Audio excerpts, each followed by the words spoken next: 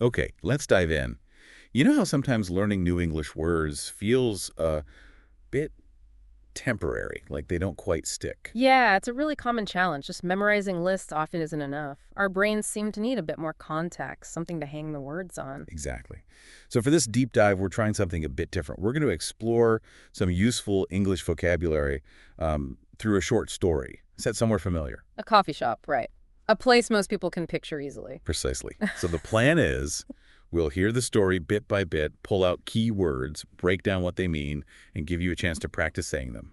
Then a quick check at the end. The idea is that hearing the words in a situation helps cement them. It's about making the learning more active and hopefully more effective. Right. Think of it like a little vocabulary workout. Okay, ready? Let's set the scene. Picture Emma walking into her favorite local coffee shop. She orders her usual a caramel latte. You can almost smell the coffee already. That immediate visualization is helpful. But then, the first sip. It's not quite what she expected. And that brings us to our first word. Emma takes a sip and thinks, this tastes a little bitter. Ah, bitter. That's a key taste word. It means a strong, often, well, unpleasant taste. Like black coffee without any sugar or milk, perhaps. Yeah, exactly. So bitter. A strong, unpleasant taste. We've got an example sentence too. The medicine was bitter. Okay, let's try saying it. Repeat after me.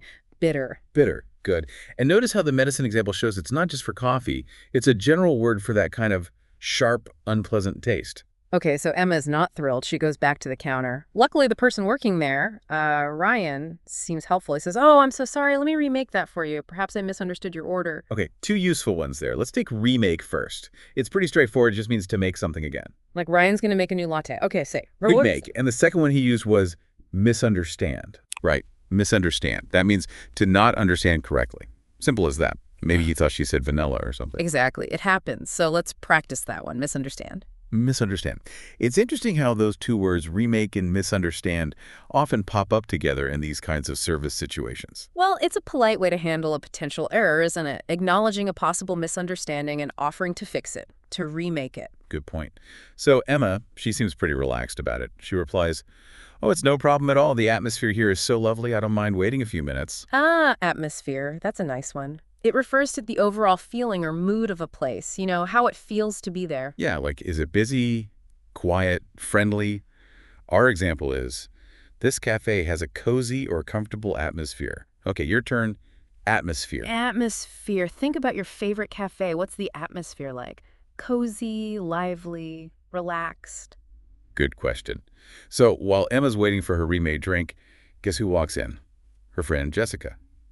Emma spots her and says, "Hey, Jessica, what a coincidence seeing you here." Coincidence. That's a great word for when things happen together unexpectedly, purely by chance. You didn't plan it, it just happened. Right, like running into someone you know. Our example, meeting you is a coincidence. Let's practice. Coincidence. Coincidence. Have you had any interesting coincidences lately? It's always a bit surprising when they happen. Definitely. Mm. So Jessica replies, "I know. I actually come here most mornings. Ryan knows my order by heart now." Ah, so now we officially meet Ryan. Yes.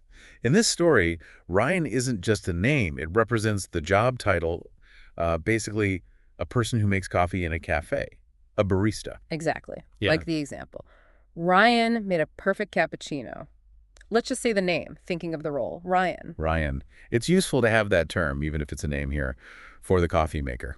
So Emma explains her situation briefly. That's handy. I just had to quickly complain about my drink. It was a bit bitter, but they're making me a new one. Complain. Okay, so this means to say that something is unsatisfactory or wrong.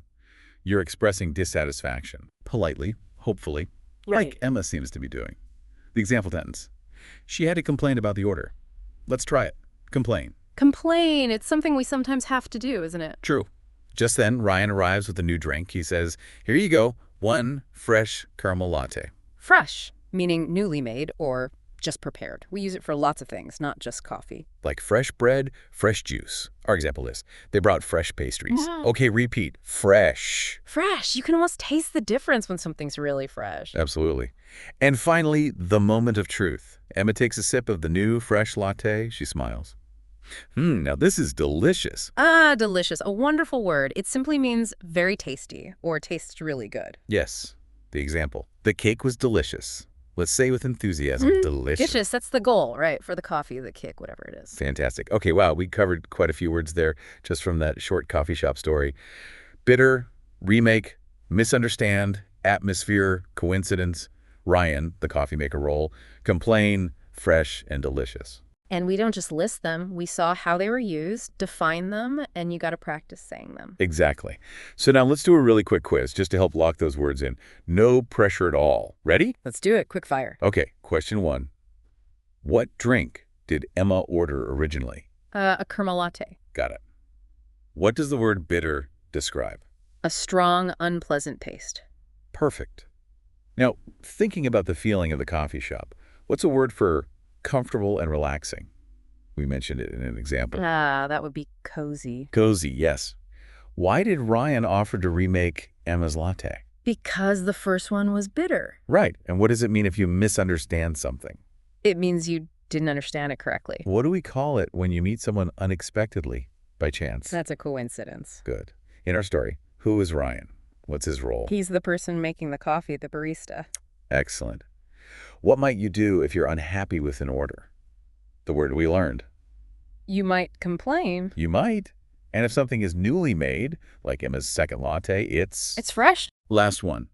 If food or drink tastes really, really good, it's Delicious. awesome. Great job working through those. Now, just to wrap up, take a moment yourself. Think about the last time you were in a cafe, or maybe just having a drink or snack somewhere. Yeah, try to connect these words to your own life. Could you have used any of these words? Maybe the coffee was a bit bitter, or perhaps the pastry was truly delicious. Did you enjoy the atmosphere? Was seeing a friend there a coincidence? How does actually knowing and maybe even trying to use words like misunderstand or complain politely or fresh and delicious, how does that make you feel about navigating everyday English conversations? That's really the goal here, building that confidence bit by bit. It's about turning passive knowledge into an active tool you can actually use. So just to recap, we explored bitter, remake, misunderstand, atmosphere, coincidence, Ryan, the coffee guy, complain, fresh and delicious, all wrapped up in a simple coffee shop scenario. And hopefully learning them this way with context and practice helps them stick a little better than just seeing them on a list. Absolutely. The key now is to keep noticing these words out in the world, maybe in shows or conversations, and definitely try using them when you get the chance. Every little bit of practice helps build that fluency and confidence. Keep listening. Keep speaking. Well, that's all the time we have for this vocabulary deep dive. Thanks so much for joining us for this virtual coffee break. We hope you found it useful. Until next time.